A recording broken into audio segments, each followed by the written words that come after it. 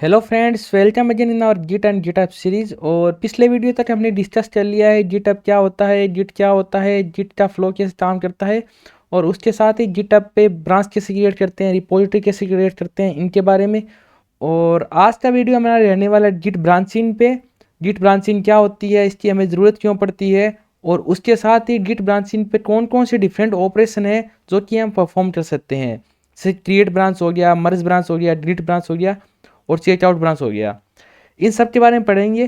तो सबसे पहले हम देख लेते हैं कि गिट ब्रांच की हमें ज़रूरत क्यों पड़ी। तो हम इसको समझ लेते हैं एग्जाम्पल के थ्रू।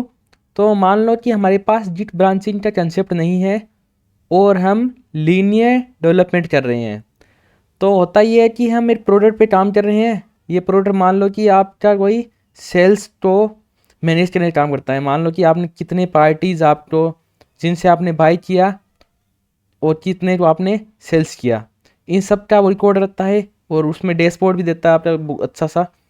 और उसके साथ ही डिफरेंट डिफरेंट फीचर्स है वो दे रखे हैं इसने। तो इस प्रोडक्ट पे काम कर रहे हैं हम। तो सबसे पहले प्रोडक्ट मान लो यहाँ से स्टार्ट किया, किसने इनिशियलाइज किया प्रोडक्ट और उसमें बहुत सारे उन्होंने फीचर्स ऐड किए।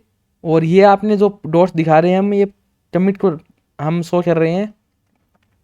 और ये होने के बाद यहाँ पे एक स्टेबल प्रोडक्ट हमारा बन गया है और यहाँ तक हमने क्लाइंट को डिलीवर कर रखा है और यहाँ तक क्लाइंट सेटिस्फाइड है। अब जब तक क्लाइंट यूज़ कर रहा है उसके साथ ही हम उसमें कुछ फीचर ऐड करने सोचते हैं। मान लो कि ये इनवॉइस जनरेट करने वाला फीचर्स है जो कि XML में हमारी या CSV में फाइल हमारी CSV में हमारी इनवॉइस जनरेट करता है। इसका डेवलपमेंट हमने कर लिया है और अभी टेस्टिंग फेज में चल रहा है। टेस्ट होने के बाद हमने इसको कस्टमर के रिव्यू या क्लाइंट के रिव्यू के लिए छोड़ दिया है। और उसके बाद उसका कोई अप्रूवल नहीं आया, उससे पहले ही हमने एक और नया इसका ही एक हायर वर्जन PDF जनरेटर हमने स्टार्ट कर दिया है जो फंक्शनलिटी के साथ। तो यहाँ हमने PDF जनरेटर फंक्शनलिटी ऐड की है। अब कस्टमर इसको रिव्यू करता है और इसको रिव्यू करता है और कस्टमर बोलता है मुझे बस PDF चाहिए, XML या CSV फॉर्मेट में हमें इनवॉइस नहीं चाहिए। तो अब डेवलपर के लिए प्रॉब्लम होगी, वो कैसे इस कोड को यहाँ से हटाए। अब उनको मैनुअली अपने कोड को उठाना पड़ेगा और जो भी डिपेंडेंस इस कोड में इस पुराने वाले कोड की है उसको रिजोल्व करना पड़ेगा। तो ये प्रॉब्लम होती है हमारे लीनियर डेवलपमेंट में। अब मान लो ब्रांचिंग कंसेप्ट हम यूज़ करते हैं, यहाँ तक तो कस्टमर सेटिस्फाइड है। हमें नया प्रोडक्ट में कुछ नए फीचर्स ऐड करने हैं। तो मान लो ये हम नया है XML और CSV generator, CSV file invoice generator. Okay, यहाँ पे हम काम कर रहे हैं ब्रांच में। यहाँ से मैंने नई ब्रांच बना ली है उसकी और उस पर काम कर रहे हैं। उसके साथ ही एक और ब्रांच बना ली है हमने जिसमें हम PDF जनरेटर का कोड लिख रहे हैं। और ये कोड लिखने के बाद टेस्टेड होने के बाद हम दोनों कोड को कस्टमर या क्लाइंट को हमने रिव्यू के लिए दे दिया है। और अभी कस्टमर ये बोलता है कि भाई मुझे तो बस ये कोड चाहिए, नीचे वाला PDF वाला, ये उसको नहीं चाहिए। तो अब हम क्या करेंगे, जो हमारी ब्रांच थी, जो हमारी स्टेबल ब्रांच थी, उसके साथ इस नए PDF जनरेटर वाले कोड को हम मर्ज कर देंगे और ये पुरानी वाली ब्रांच को हम ऐसे पड़ा रहने देंगे या इसको हम डिलीट भी कर देंगे।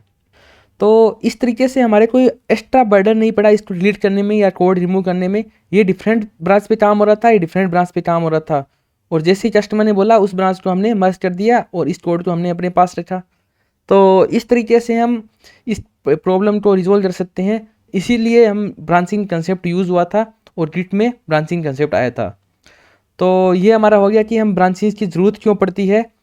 अब देख लेते हैं कि गिट में ब्रांच कैसे क्रिएट होती है, मर्ज कैसे करते हैं, डिलीट कैसे करते हैं और चेकआउट कैसे करते हैं और ये होता क्या है। तो जैसे ही सबसे पहले हमने यहाँ पे अपना काम स्टार्ट किया हमने जो नया फंक्शनलिटी के लिए। तो यहाँ पे जो भी हम नई क्रिएट करें ब्रांच, इसके बारे में पढ़ते हैं। ये होता है ब्रांच क्रिएट करना। और उसके साथ ही जब कस्टमर सेटिस्फाइड हो गया तो हमने अपने कोड को जो पहले से डेवलपमेंट वाली ब्रांच चल रही थी मेन ब्रांच, उसमें हमने मर्ज कर दिया। इसके बारे में पढ़ेंगे हम। ये मर्जिंग कंसेप्ट हो गया। और ये हमारी ब्रांच जो यूज़ में नहीं है उसको हमने डिलीट कर दिया, डिलीट कर सकते हैं। तो इसके लिए हम पढ़ेंगे डिलीट का कंसेप्ट। तो यही हमारा रहने वाला है। तो सबसे पहले हम देखेंगे कि हम ब्रांच को किस टाइप से व्यू कर सकते हैं, जिसमें अपनी लोकल ब्रांच होगी, उसके साथ ही रिमोट ब्रांच होगी। जिसमें ये बहुत सारे आपके कमांड्स रहने वाले हैं जिनको हम पढ़ने वाले हैं। तो सबसे पहले देख लेते हैं जैसे ब्रांच कैसे हम चेक करते हैं। तो इसके लिए हम आ जाते हैं अपनी गिट बैश, और इसको मैंने यहाँ पे VS कोड में भी खोल रखा है।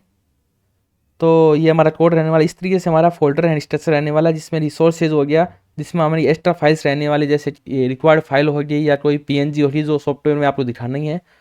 उसके साथ ही यहाँ पे हमारा सोर्स कोड रहने वाला है, और यहाँ पे हमारा टेस्टिंग कोड रहने वाला है, और यह है हमारा pom.html फाइल है, फोल्डर है, जिसमें हमारा बिल्ड रहने वाला है। तो ये हमारा रहने वाला है। तो मैं स्क्रीन क्लियर कर लेता हूँ। तो ये हमारी स्क्रीन क्लियर है, और अब मैं चेक करता हूँ कौन कौन सी ब्रांच है इसमें। तो जितनी भी लोकल ब्रांच चेक करने के लिए हम गिट ब्रांच का यूज़ करते हैं। और जो आपका एस्ट्रिक दिखा दे रहा है यहाँ पे, जो एस्ट्रिक सिंबल है, ये डोनेट करता है कि आप करंट इस ब्रांच में हो। तो ये आपके लोकल ब्रांच दिखाता है इस तरीके से। और अब मैं देता हूँ गिट ब्रांच, और हमें जो रिमोट ब्रांच है या जितनी भी टोटल ब्रांच देखना है, उसके लिए मैं -8 का यूज़ करता हूँ। तो अभी भी मास्टर दिखा रहा है, तो मैं चेक कर लेता हूँ कोई भी रिमोट रिपोजिटरी इसके साथ कनेक्टेड है या नहीं है। उसको चेक करने के लिए हम यूज़ करते हैं गिट रिमोट -v। तो इससे दिखाता है कि हमारे पास कोई रिमोट रिपोजिटरी है या नहीं है। अभी हमारे पास कोई भी रिमोट रिपोजिटरी नहीं है। तो इसको ऐड करने के लिए मैं यहाँ पे मैंने कोई एक डेमो प्रोजेक्ट बना रखा है। तो उसमें जो भी आप एस में जाओगे, इसके बारे में हम पढ़ चुके हैं कैसे इसको सेटअप करते हैं अपने लोकल सिस्टम के साथ। तो यहाँ से मैं कॉपी करूँगा उस पाथ को, और उसके बाद गिट रिमोट ऐड, और कोई भी मेरे को उस रिमोट रिपोजिटरी का नाम देना है। तो नॉर्मली लोग ओरिजिन देते हैं, तो मैं भी ओरिजिन दे देता हूँ, और उस लिंक को इंसर्ट कर देंगे। तो अब हम चेक करते हैं, तो हमारी रिमोट रिपोजिटरी ऐड हो चुकी है। लेकिन अभी भी हम जब रिमोट -a करते हैं तो अभी भी मास्टर दिख रही है, क्योंकि हमने इस रिमोट रिपोजिटरी ऐड तो कर दिया है, लेकिन वहाँ पे जो भी आपकी रही है ब्रांचेज, उनको हमने अपने लोकल सिस्टम पे नहीं लेके आए हैं। इसको लाने के लिए हम यूज़ करते हैं गिट फैच। अगर आप गिट फैच का यूज़ करते हो तो इस रिमोट रिपोजिटरी में जितनी भी ब्रांचेज है वो सब आ जाएगी। और अगर आपको स्पेसिफिक ओनली कोई स्पेसिफिक ब्रांच लानी है, जैसे मेरे को यहाँ पे बस मेन ब्रांच लानी है, तो इसके लिए हम यूज़ करते हैं गिट फैच ओरिजिन, एंड जो ब्रांच है वहाँ पे उसका नाम देते हैं। और जैसे ही आप ये करोगे, तो आपकी वो जो मेन ब्रांच थी वहाँ पे, वो आपकी लोकल में भी ब्रांच आ गई है। तो जिसको आप चेक कर सकते हो गिट ब्रांच -a। तो इस तरीके से हमारे पास 2 ब्रांचेज आ गई है, लोकल ब्रांचेज या रिमोट ब्रांचेज। तो ये हम ब्रांच व्यू कैसे करते हैं इसके बारे में देख लिए हैं। और अब मान लो कि मुझे मास्टर ब्रांच से मेन ब्रांच में जाना है, तो हम उसके लिए यूज़ करते हैं git checkout and then dot branch. जैसे मैं चेकआउट करने की कोशिश करता हूँ, तो ये बोलता है कि आपके pom.html में कुछ चेंजेस है जो कि और रिटर्न हो जाएंगे। आप या तो उनको स्टेट कर दो या उनको कमिट कर दो। तो स्टेटस में क्या होता है, जो भी आप चेंजेस है, जैसे मैं कह सकता हूँ गिट स्टेटस, इसके बारे में पढ़ चुके हैं हम। तो इस फाइल में जो भी चेंजेस हो रखा है उसको वो रिमूव कर देगा, और जो इसका प्रीवियस कमिट हुआ था वहाँ तक ले जाएगा। अगर मैं कमिट करता हूँ तो इस तक स्टेबल कर देगा। तो मैं इसको कमिट कर देता हूँ, git add and git commit कर देता हूँ। तो ये कमिट कर दिया, और इसको हम देख सकते हैं git log -1 line, this is simple command. तो यहाँ पे देख सकते हैं कि हमने इस ब्रांच में चेंजेस किया है, ये हमारा लास्ट कमिट है।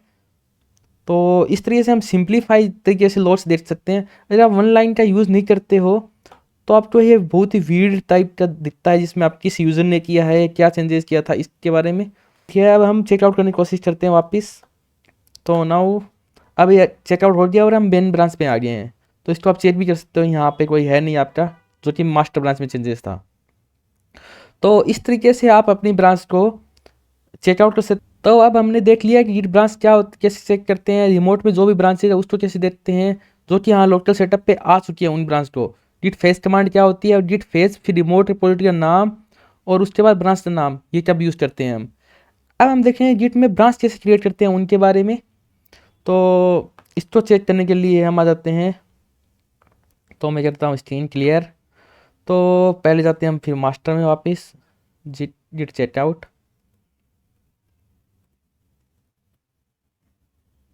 तो मास्टर में आ जाते हैं और यहाँ पे करते हैं गिट ब्रांच। अभी मेरे पास कोई ब्रांच है नहीं वैसे, तो मेन ब्रांच होगी, और अभी मास्टर ब्रांच में हूँ, ये आपकी रिमोट ब्रांच है। तो अब हम चेक ले लेते हैं कि हम कैसे क्रिएट करते हैं। तो क्रिएट करने के लिए सब यूज़ करना है git branch and then we have to give the name which branch we want to create. So like I want to create HTML generator. तो जैसे मैं git branch HTML create generate करता हूँ तो हमारा जो ये जो ब्रांच थी मास्टर ब्रांच, ये जो मास्टर ब्रांच थी यहाँ तक उसका कोड रहेगा। उसके बाद इस कोड, इस कमिट या जो भी कोड है, इस कमिट के आगे से नई ब्रांच स्टार्ट हो जाएगी इसी तरीके से। तो ये हमारी नई ब्रांच स्टार्ट हो गई है जो कि हम यहाँ देख चुके हैं ये वाली। तो इस तरीके से हमारी ब्रांच स्टार्ट हो गई है अभी। अब इन ब्रांच में जाते हैं हम git checkout and then HTML generator. तो नाउ HTML जनरेटर इसमें आ गए हैं और यहाँ पे कुछ देखते हैं क्या क्या पड़ा है अभी यहाँ पे।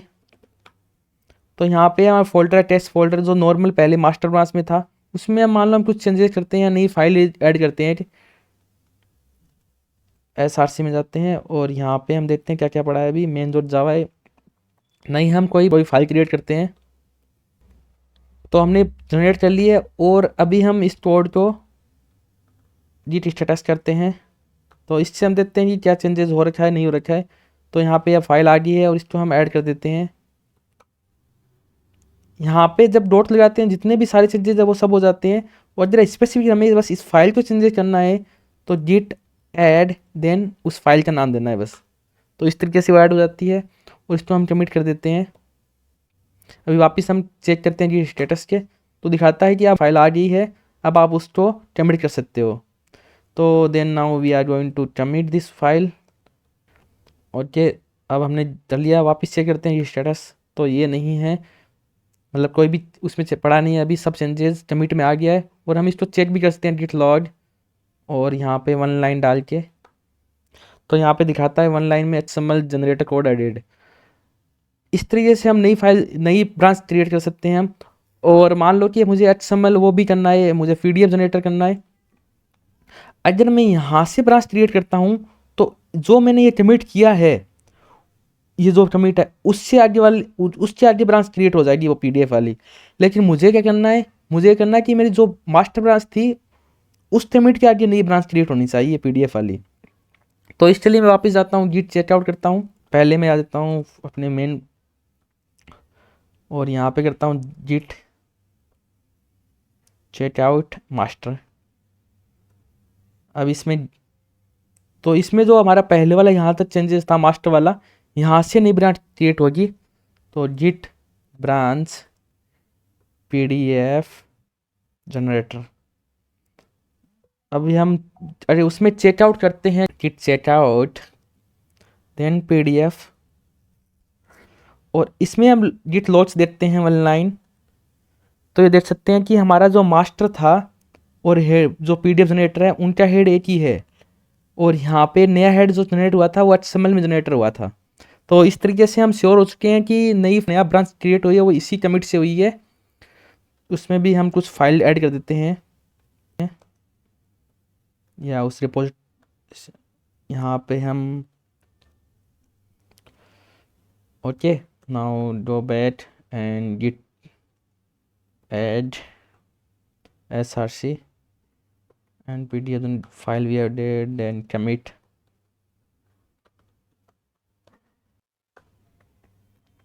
तो इस तरीके से हमने PDF जनरेटर फंक्शनलिटी इस फाइल में, इस ब्रांच में ऐड कर दी है।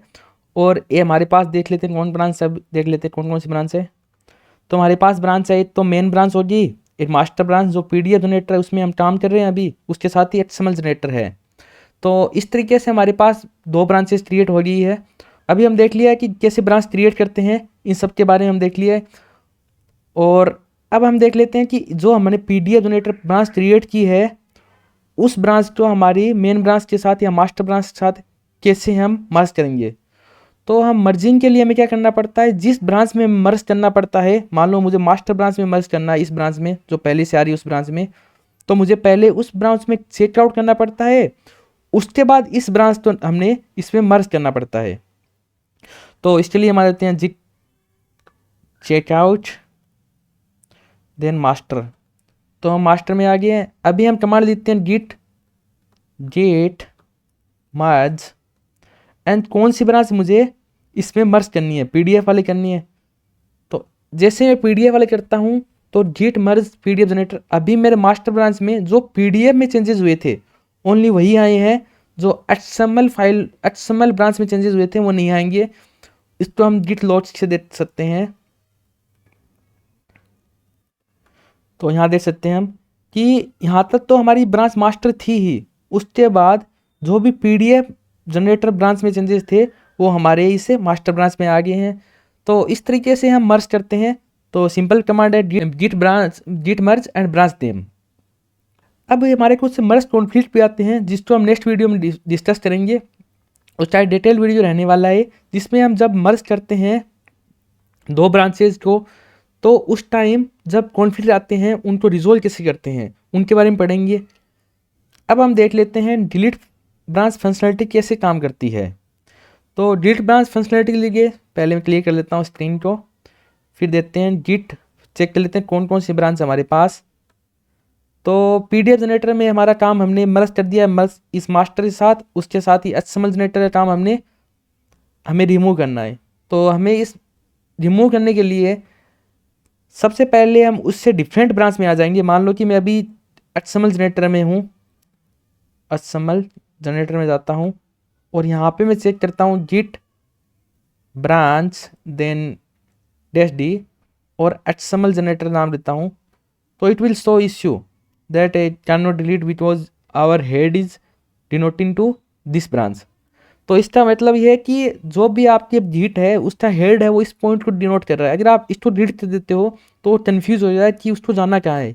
तो इसका सेफ तरीका ये है कि आप किसी डिफरेंट ब्रांच में आइए और इस ब्रांच को वहाँ से डिलीट कीजिए और उसको आप फोर्सफुली कर सकते हो, लेकिन उसका हेड उसके लिए आपको यहाँ कैपिटल डी लिखना पड़ता है। लेकिन उससे आपका जिट का हेड कहाँ डोनेट करेगा उसमें इश्यू हो जाए उसको रिजोल्व करने में।